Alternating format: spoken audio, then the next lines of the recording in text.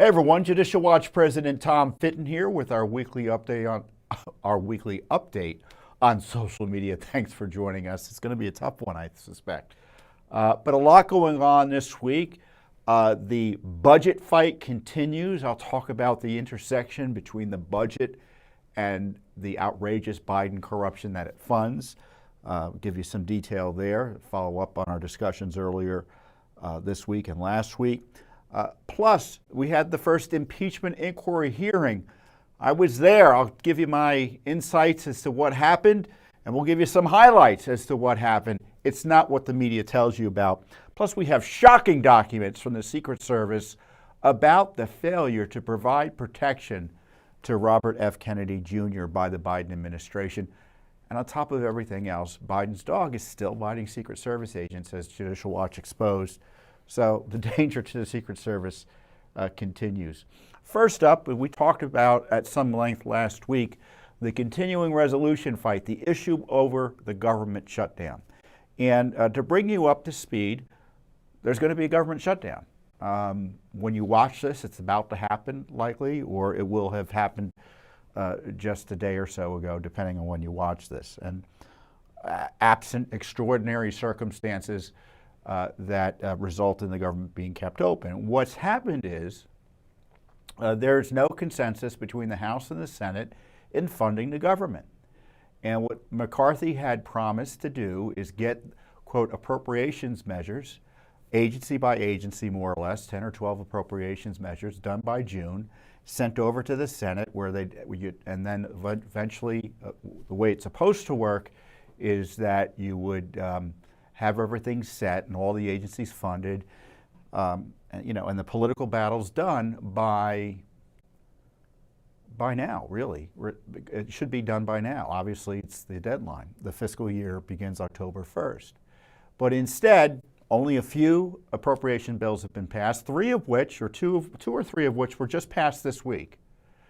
And because it's passed by the House, and there's some good things in the House appropriations measures that were passed. For instance, in the Department of Homeland Security appropriations measure, they prohibited the use of federal tax dollars to censor you, which is exactly the sort of thing they need to be doing. But that's all well and good because it needs to go over to the Senate, and then the Senate needs to agree to that, and then the president needs to sign it. So we're way off from that. So the fact that these appropriation measures have been signed doesn't necessarily get us the government to be funded. And so now they have to rely on continuing resolutions to allow that process in theory to work.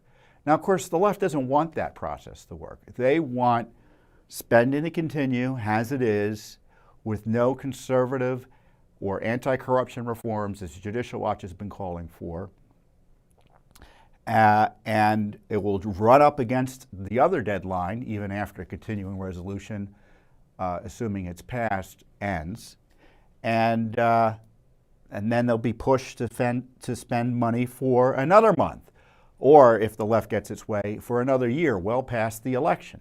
And of course, the uniparty, as many have called it, Republican leaders in the Senate who oppose conservative reforms through the budget process and this sort of fight around the continuing resolution, are happy to see that go on as well, because 25 or so Republicans in the Senate voted for a continuing resolution, just so you know, for a continuing resolution that would fund everything you hate about the Biden administration in terms of its corruption. The border invasion, the continued harassing, unprecedented election interferencing prosecutions of Donald Trump, the censorship, you name it, fully funded by Republicans in the Senate, at least 25 senators. Only 19 Republicans voted against it. And so now McCarthy needs to either get a continuing resolution through, or otherwise there's a shutdown. And it's unlikely to happen over the next few hours. And as I said, when you're watching this, it's likely it's happened or will have happened shortly before this. But it's important you continue to maintain vigilance on this issue. And the question I have for you is, do you think that they should allow, and I mean meaning the House of Representatives that is nominally run by individuals who agree with us on these continuing on these corruption issues, or so they say.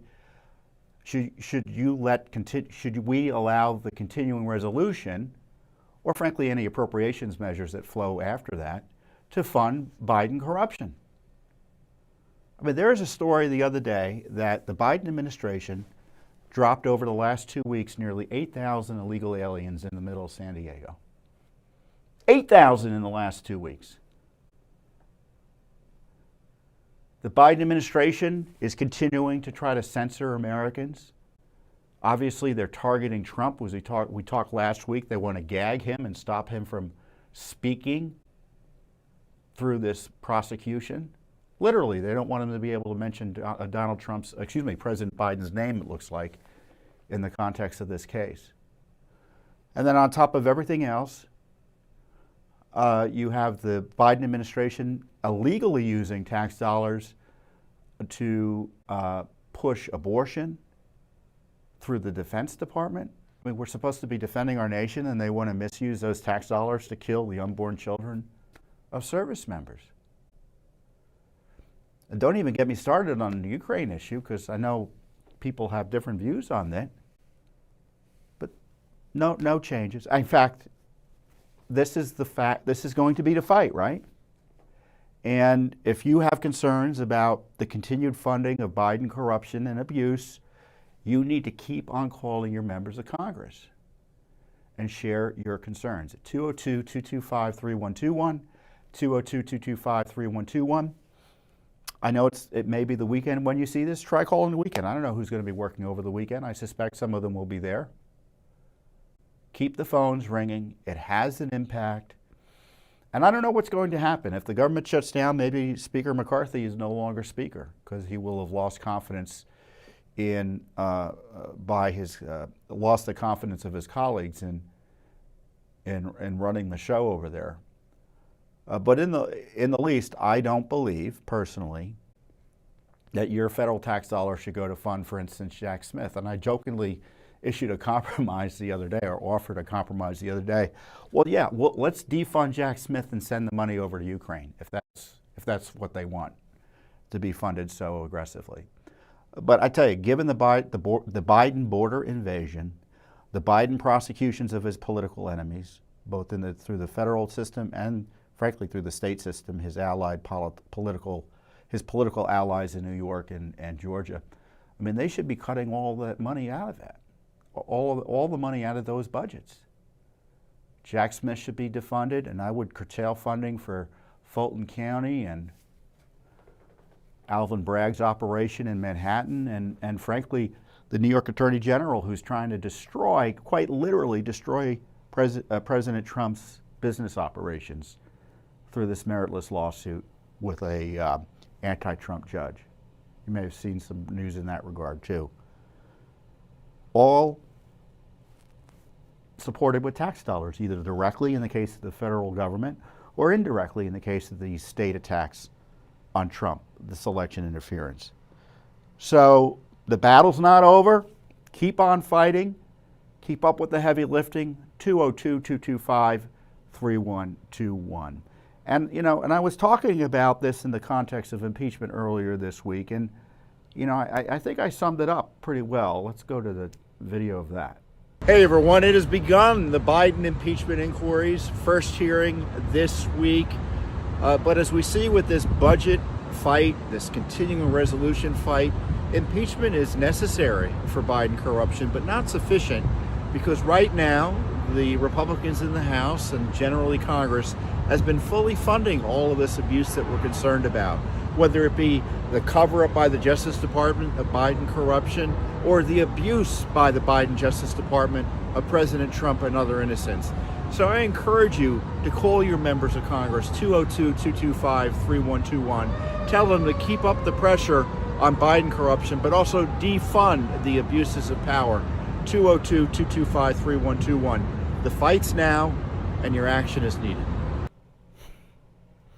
I think I should have just played that rather than make you suffer through the 10 minutes of discussion about it, but that's a pretty good summary, huh? But that's where we stand now. And as I noted in the video, after months and months of Judicial Watch, conservatives, and I know you, demanding impeachment of Joe Biden, they finally did it. Now, McCarthy was on vacation. The House was on vacation for 7 weeks. He came back at the end of the August 7-week recess that went into September, an August recess that lasts into September. Don't you love it? And he announced impeachment. Now, we can all guess and speculate as to why he changed his mind and all of a sudden started supporting an impeachment inquiry. But it was the right thing to do. It was what we suggested that Republicans do for some time. And I don't think they had a choice, given all the evidence of Biden corruption. And, we've been calling on it for some time. I made a speech to CPAC highlighting it earlier this year. I think it's well worth looking back at it. And by the way, an impeachment or two would be nice.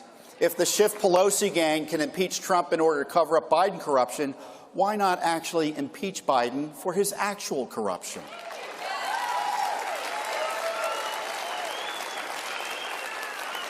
The FBI and DOJ obviously are irredeemably corrupt. In the least, no more blank checks for the political enforcement arms of the left and the Democratic Party. Because the left using federal law enforcement to destroy their political opposition, it could be the end of our republic. Boy, I was right back then, right? They should have impeached him and shut the funding down for the Justice Department months ago. But they didn't. But we now have this impeachment proceeding, the first hearing of which began this week or took place this week, the impeachment inquiry. I went into it. I was there for virtually the entire hearing. It was like that's at least 6 hours. I think I left sometime during hour 5. The media, of course, would have you believe it was a big flop.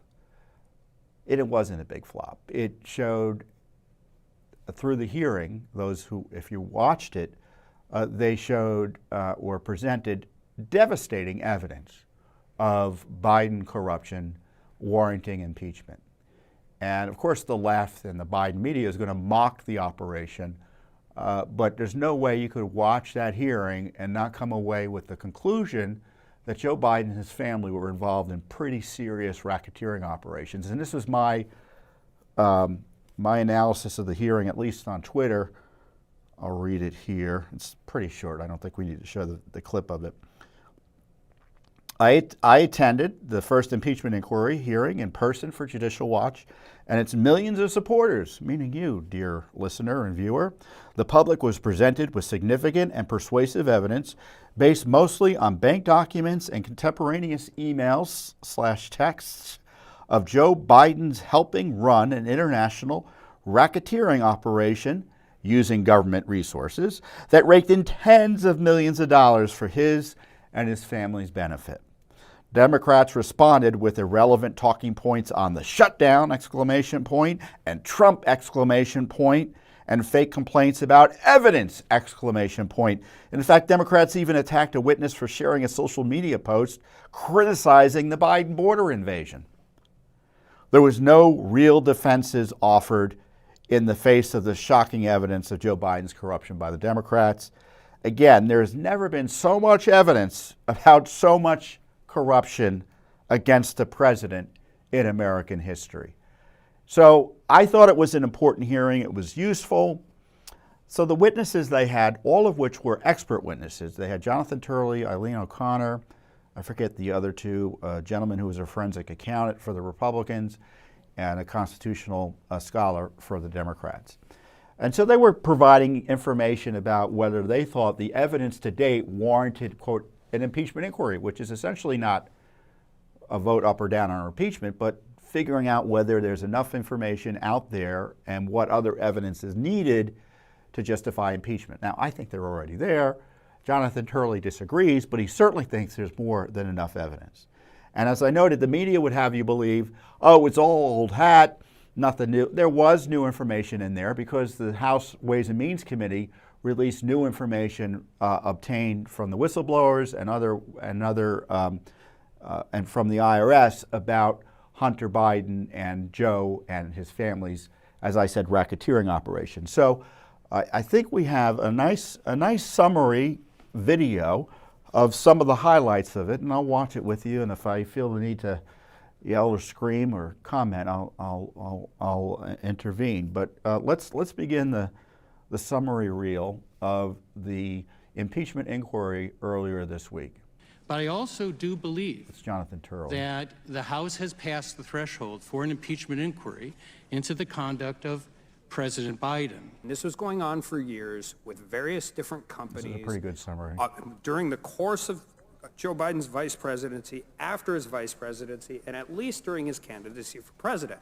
In 2015, Hunter Biden and James Biden started working with CEFC, which is a Chinese company, energy company, with direct ties to the Chinese Communist Party. This is the WhatsApp text message between Jim Biden and Hunter Biden. In this text message, it clearly says, anyway, we can talk later, but you've been drawn into something purely for the purpose of protecting Dad. Miss O'Connor, do you think that this text message would lead this committee to get further information about the business dealings of Hunter Biden and how that actually links to Jim Biden, the president's brother, and why they are so concerned with protecting Dad, a.k.a. Joe Biden, a.k.a. the President of the United States? Yes. This is a text message between Hunter Biden and Naomi Biden. This is a famous one that says, I hope you all do what I did and pay for everything for this entire family for 30 years. It's really hard. But don't worry, unlike Pop, I won't make you give me half your salary. This is about 4 months before Joe Biden launched his campaign for President of the United States, December 2018. The highlight is, this is a text message between Jim Biden and Hunter Biden. Hunter Biden was in a bad way, by the way. He was really strung out. He lost a bunch of money. He needed help. Jim Biden says, this can work. You need a safe harbor. I can work with your father alone. It'll probably take several months and everybody can read the text. Ivan is not his real name, but Ivan describes Vadam Pozharsky directly admitting to him in a confidential conversation that they hired a not-so-smart Hunter Biden to protect us, quote, through his dad from all kinds of problems. Then Ivan speaks directly to CEO Zlochevsky, and Zlochevsky confides that Hunter Biden will take care of those corruption issues through his dad. Zlochevsky is being investigated by Viktor Shokin, a Ukrainian prosecutor. Joe Biden suddenly begins to call for Shokin's removal. Now, Ivan is also told by Zlochevsky that it cost him $5 million to pay one Biden and $5 million to pay the other. This is direct evidence of naked corruption and bribery. Zlochevsky also admitted to Ivan that both Bidens pushed him to pay them and to keep Hunter Biden on the board. Hunter Biden used his father, the Vice President of the United States, to threaten his victim, who he had just trafficked for sex. And the Department of Justice refuses to speak to me? Hunter Biden needs to be held accountable for his sexual exploitation of women. And we've shown more evidence. We've shown evidence. This is what it looks like. The witnesses today have all identified the evidence the committee has uncovered as deserving further inquiry. And that is what this committee will do, no matter where that evidence leads. I want to thank the witnesses for their testimony today. It confirms the evidence compiled by this committee justifies the investigation of Joe Biden's role in his family's international business schemes and justifies the next step of this investigation. One of those steps is gaining insight into where the Biden's foreign money ended up, for what purposes. Therefore, today, I will subpoena the bank records of Hunter Biden, James Biden, and their affiliated companies. Well, you can see there was a lot of substance there. Now, we didn't play the Democrats' responses. The Democrat responses were virtually all irrelevant. They started off demanding to question Rudy Giuliani and another figure who was working with Rudy at the time, Lev Parnas. So there was, procedural stunts in that regard, trying to get subpoenas for Rudy Giuliani on issues that they're being raised there. It's obviously off the wall. And of course, the Democrats were talking about Joe Biden, not Joe Biden, but Donald Trump. So screaming about Trump and also screaming about the looming government shutdown. They suggested that they can't be having a hearing if there's going to be a government shutdown, which is also absurd.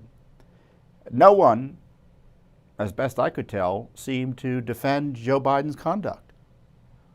The best they could do is say, well, just because Hunter Biden is terrible doesn't mean that Joe is, despite all the evidence that Joe and Hunter were two peas in a pod here, and the basic understanding of law and ethics that you can bribe one person by taking care of a family member, right? I mean, who are they kidding here? And so it was announced at the end of the hearing that by James Comer, who closed the hearing there that you saw, that he finally, and this is where I'm critical of the Republicans here, I almost fell off the chair, should be that they finally are going to subpoena Hunter's bank records directly. Why haven't they done that to date? I don't understand. I would have questioned Hunter or brought him in long ago, and certainly other members of the Biden family. So for all the complaints we have about the Justice Department going slow and protecting Biden, you know, some of our friends in the House weren't as aggressive as they should have been, in my view. But there were new documents put out there, and the media and the left and Joe Biden and the White House want you to believe there's no, quote, evidence. And there's significant evidence warranting not only a serious criminal investigation of Joe Biden, but more than enough, and as I've noted previously, the evidence of corruption by Joe Biden is enormous, and it's there's been nothing like it in terms of scope and seriousness against any president in American history. So it's the strongest case for impeachment that we've ever had in American history. I can't think of anything comparable. And so that's where we stand, and that's the reality of it. And I wanted to go over some of the new information that's come out here because the media is not going to tell you about it, and I am. And you know, if Congress is doing some of the heavy lifting finally through these whistleblowers and other investigations, well, I'd be remiss as the head of a watchdog group in not highlighting it. The Ways and Means Committee released new documents. I think they had hundreds of documents. I looked through them. And so here are some of the highlights. The documents released, and I'm going to read from their release. They reveal Joe Biden's connections to his son Hunter Biden's business dealings. The materials confirm that Hunter Biden was traveling the world to sell influence and access to the Biden brand, meaning to his father, Joe Biden. And Hunter even referred to access to his father as the keys to my family's only asset. In fact, according to the documents, here it is. There's a message from Hunter. You see it there. Explain to me one thing Tony brings to my table that I so desperately need, that I'm willing to sign over my family's brand and pretty much the rest of my business life. Read the bleeping documents, people. It's plain bleeping English. Why in blank name would I give this marginal bully the keys to my family's only asset? Why? Who's the family's only asset? Of course it's President Biden. The scheme generated millions of dollars from foreign countries for members of the Biden family, channeled through a vast array of corporate entities and shell companies. The evidence also documents a campaign by the Justice Department to protect the Biden family from investigation, even as Hunter Biden attempted to evade paying taxes on income that came from foreign countries, including China, Ukraine, and others. The Biden protection effort was strongest whenever investigative steps might have led to or implicated actions taken by Joe Biden. During the investigation into his son, Justice Department officials instructed investigators seeking a search warrant to erase any mention, let's bring up that clip there, of political figure one, whose documents obviously showed to be, basically they're talking about Joe Biden here. As a priority, someone needs to redraft Attachment B. Please focus on FARA evidence only. There should be nothing about political figure one in here. So they didn't want Joe in there. Now Leslie Wolf, she's implicated in a lot of this obstruction. Now the left likes to make a big show of saying, well, this happened during the Trump administration, as if we're supposed to be persuaded that the Justice Department that was viciously anti-Trump was desperate to jail Trump while protecting Joe Biden and Obama and Hillary through the entire 4 years of President Trump. That we're supposed to presume that because they were Trump Justice Department officials that they were willing to apply the law fairly. And that's not the case. We don't have no evidence that was ever the case during the Trump administration with the deep state Justice Department, and we see evidence of it here. Documents also show Hunter Biden and his business associates had access to the White House and Joe Biden's advisors. Biden's business associates were instructed to, quote, not mention Joe being involved on official trips to Ukraine, line up U.S. government actions in Hunter Biden to the Hunter Biden. I can't read from, there's a label here I can't read through. I guess they're referencing Biden's family bottom line. And CNN even had this information. I don't know if CNN reported it. Let's go to the CNN. So here's an email. Producer has an email from Hunter saying he expected all of his stuff to go away when his dad became president. Well, he almost was right? Because they had that sweetheart plea deal that would have given him a slap on the wrist for serious IRS tax charges, no investigation into the conspiracy, racketeering, and Foreign Agent Registration Act violations, and sliding that gun charge through with no criminal liability at all.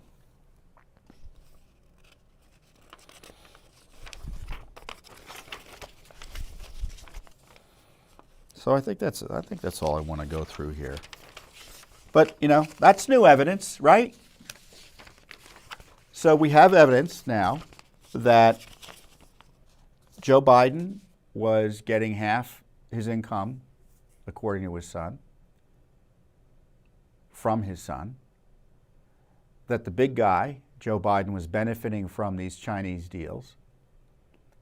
That Joe Biden was personally involved in the business activities of his son, like calling his associates and calling his son when business meetings were taking place and participating directly in the meetings with him in person at one point. So it's pretty powerful evidence, isn't it? And so when the media tells you there's no evidence, when the left tells you there's no evidence, they're just, I don't know, are they lying to you or are they ignorant? You can pick. I think it's lying. I don't think it's ignorant. And if it's ignorant, it's willful ignorance. So either way, there's a moral responsibility to be forthright. But we're not getting it. And of course, Judicial Watch is continuing its own separate investigations into these Biden issues. So how did the impeachment hearing go? I gave it a B+. I think the Republicans should have been a bit more forceful, both through their witnesses and in being forthright as to concluding what the evidence shows, like what I try to do, right? In the hearing room itself, the Democrats were acting like clowns, high school students running around, laughing, joking, pretending that the evidence didn't show what it showed. When Marjorie Taylor Greene, for instance, provided that shocking information about Hunter's involvement in human trafficking with young women, what was the Democrat response? Oh, it's pornography. We can't show it. And of course, it wasn't pornography, quite literally, but that was their response. Not outrage about the evidence of human trafficking involving Joe Biden's son and Joe Biden's potential involvement in that, because the issue is, did Joe help pay for some of his son's misconduct in that regard? The money flowed both ways at one point, it looked like. So it's pretty serious stuff. I don't know how quickly the Republicans are prepared to move on this, but they need to get moving, right? As I said in the video earlier, impeachment's necessary but not sufficient. And by necessary, I mean we need it done now. Not in 6 months, not in 10 months, but we need to get to a conclusion and move forward with impeachment as soon as practical. And that means bringing in witnesses immediately. That means subpoenaing immediately and then seeking court relief if they don't get the records immediately in an emergency fashion. So I'm fearful that some of this impeachment push by the Republicans is a little bit half-hearted. It's a little too narrow. I'm not seeing any evidence, for instance, they want to impeach him, President Biden, over his failure to uphold his oath of office and, frankly, to attack the American people through this border invasion. Or, for instance, the censorship issue. He wants to censor people. Isn't that corruption? And he's proud about it. And he's trying to jail Biden. Jail Trump. Isn't that corruption? So if I were doing an impeachment inquiry, I'd look at all those issues. But we'll see. So it wasn't a bad start. The media is going to make fun of them and mock them, no matter what they do. So they should be as aggressive as possible because they're going to get mocked no matter what.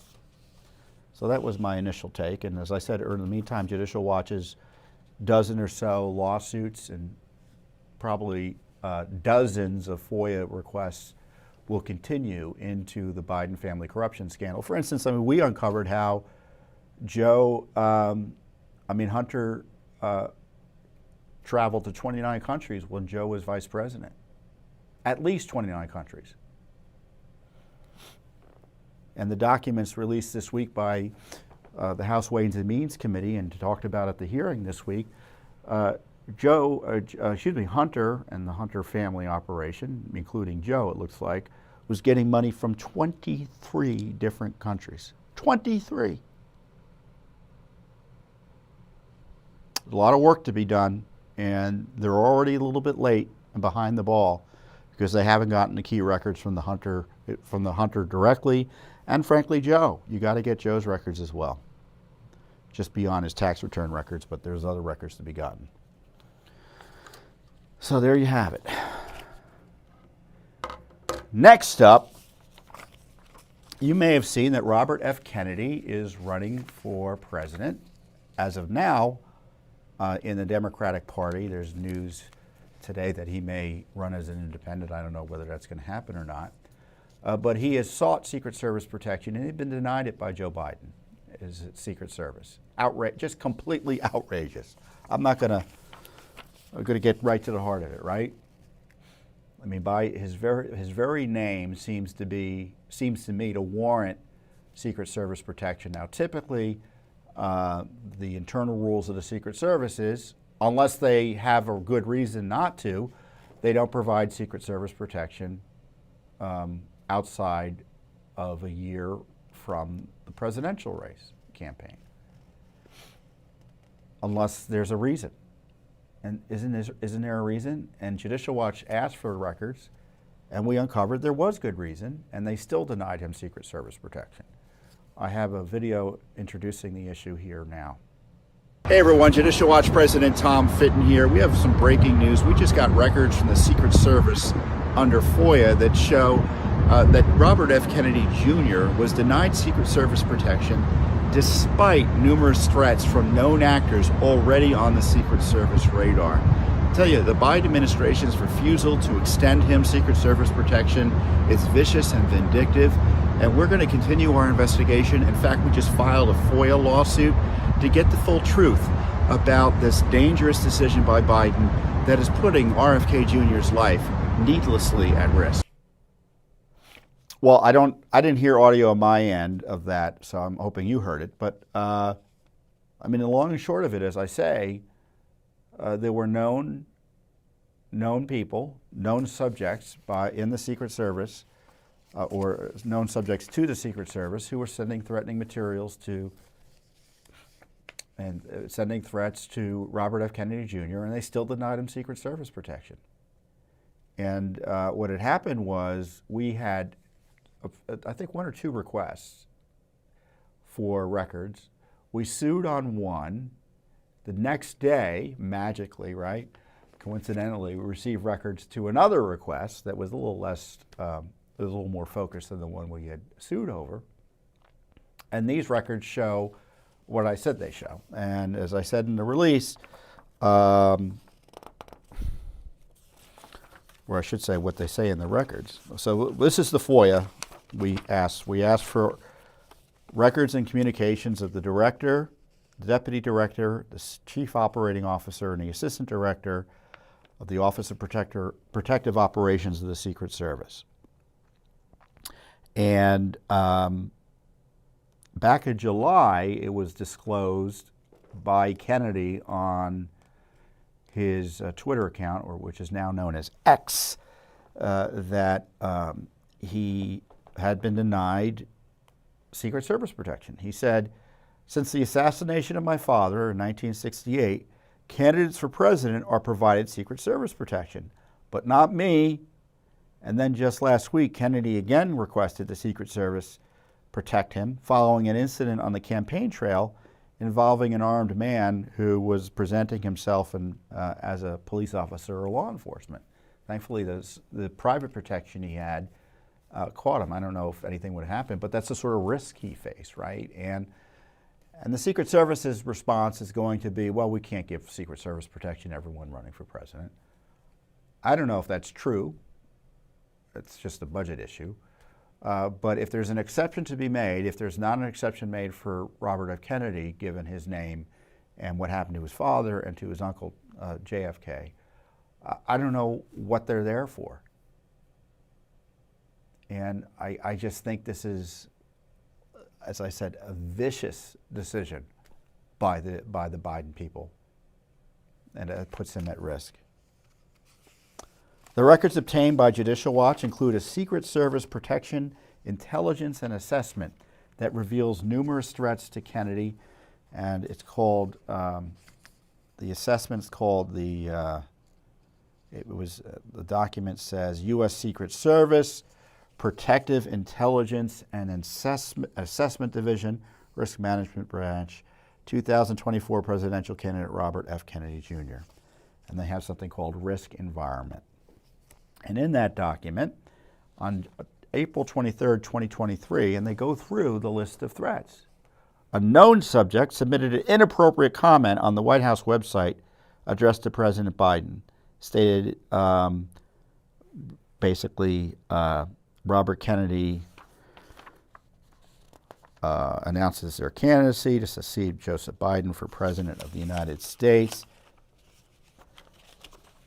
There's no way you blank, ... assassinate President Donald Trump. Go get him, kiddo. I don't know what that means, so maybe that wasn't seen as much of a threat. But these are known subjects, which means, my understanding means, is that they worry the Secret Service when they make comments like this.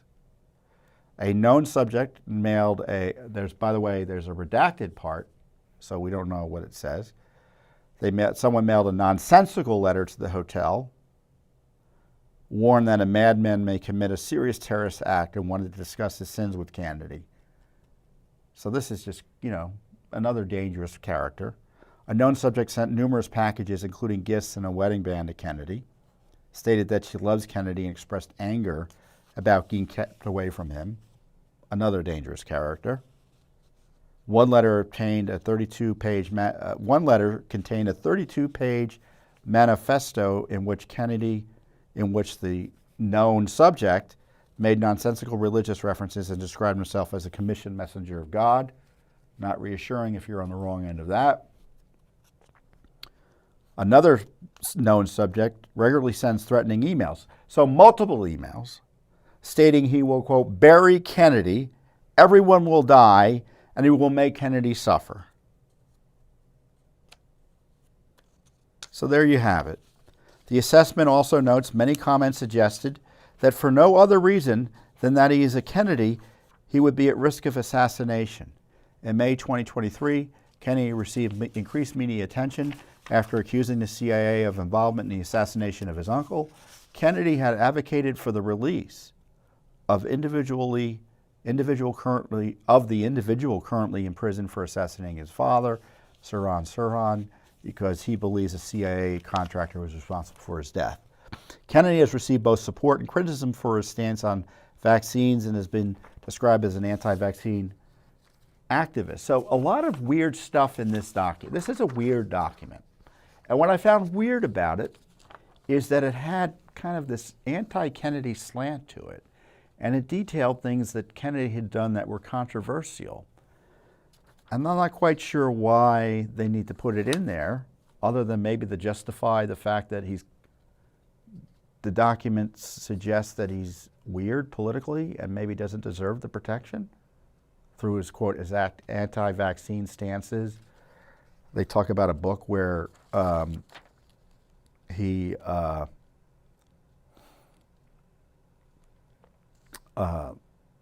had extramarital affairs. There's a journal or something like that. How he had been a drug and alcohol addict in the past. How he was attacking Dr. Fauci and Bill Gates. So it looked like all this material is kind of dumped in here to help justify what is the ultimate conclusion, which, according to the records show, was because I guess Congress wanted some answers. And this is one of the this is a deputy special agent in charge responds to some of these inquiries by saying the following language was key to the recommendation and subsequent decision. Protection under these guidelines should only be granted within 1 year prior to the general election. Protection more than 1 year prior to the general election should only be granted in extraordinary case-by-case circumstances in consultation with the committee based on threat assessment and other factors. And there's an internal committee that considers this. So this was a political decision, in my view, given all the redactions and the failure to respond to other records to deny Kennedy this Secret Service protection. And I would hope, whether you're a Democrat, a Republican, a conservative, a liberal, you would find extremely objectionable the Biden Secret Service's decision not to provide Kennedy protection as he's running for president. Now, he's polling a substantial number in the presidential primary, so it's not like he's an unserious candidate.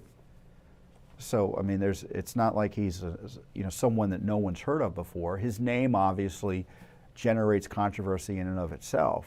It's just shocking to me that there's no Secret Service protection for him. And I'm proud that Judicial Watch was able to expose that there was no good faith basis to deny him protection. And they have these documents, you can look at them yourself, about why they presumed to deny him the protection. And to me, it just looks like all politics. And I hope Congress lets its ire be known and this man gets protected, because I think his life is being put needlessly at risk. The Biden administration's refusal to provide Secret Service protection to Mr. Kennedy is dangerous and vindictive. These FOIA requests and our new lawsuit, we just filed a FOIA lawsuit, aim to get to the full truth on why Mr. Kennedy's life is being put at unnecessary risk by the Biden administration. So, dare I say it, this is part and parcel of the Biden regime's approach to their political opposition. Jail them. If you're a Supreme Court justice and someone shows up outside your house in violation of the law to try to intimidate you, don't arrest them. In fact, encourage it. Don't enforce federal law, placing the Supreme Court justices you don't like, their lives and their families' lives at risk. And if you dare run against Biden, as I said, you'll get jailed. Ask Donald Trump about that. Or even if we know that your life is at risk because of your name and prominence, you won't get the necessary protection that's within the complete discretion of the administration to provide through the Secret Service. What an ugly, ugly corruption scandal this is. I mean, to hear the president talk about the threats to democracy. He's jailing his political opponents on unprecedented pretextual grounds.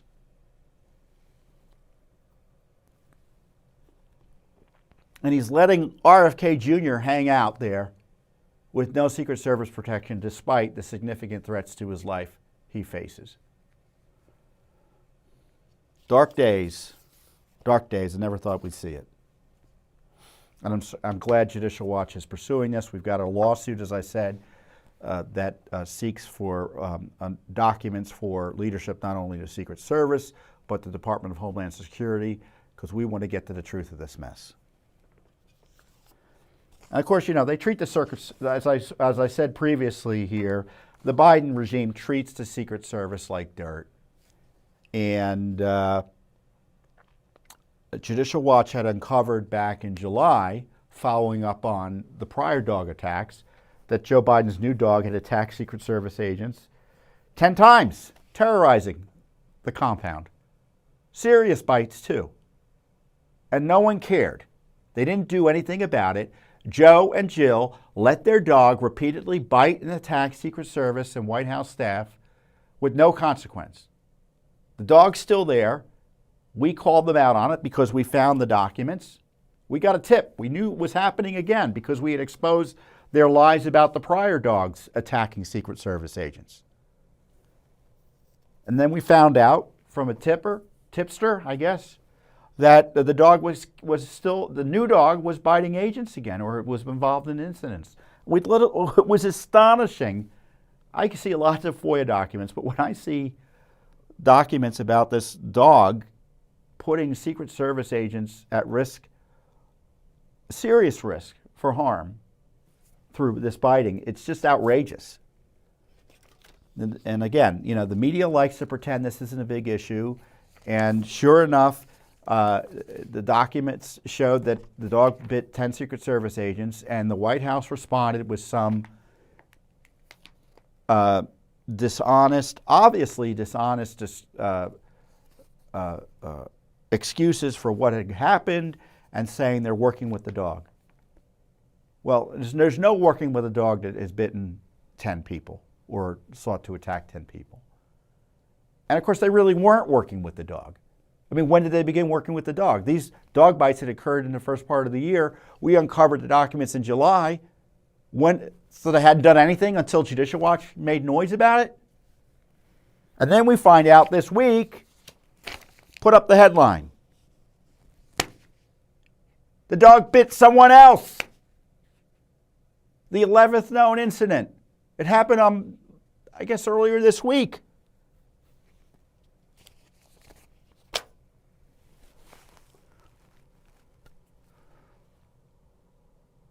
Our Secret Service agents who are protecting the President of the United States, his family, and Hunter when he shows up, right? Are putting their lives on the line, and they have to worry about a dog biting them? Biting him in the back like one agent was bitten? Well, what if an agent decides he needs to shoot the dog? What a nightmare.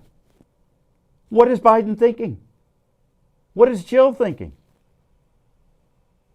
Get rid of the dog. The dog needs to be rehomed, removed from the Biden family as long as they have the Secret Service protection, whether it be at the White House or at home. One of the bites took place at his home in Delaware. The dog can't handle it. And, you know, the Biden people said again, oh, we're working with the dog. Well, they're not working with the dog. He's still biting people just a week ago.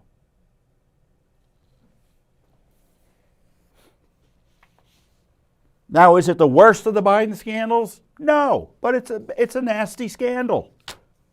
People getting injured. I don't know of any other scandal where people have been injured. This is a corruption scandal. Federal law enforcement agents have been injured without consequence by Joe Biden's dog. Imagine if Trump's dog was doing this or someone else. You'd know what the media's interest would be.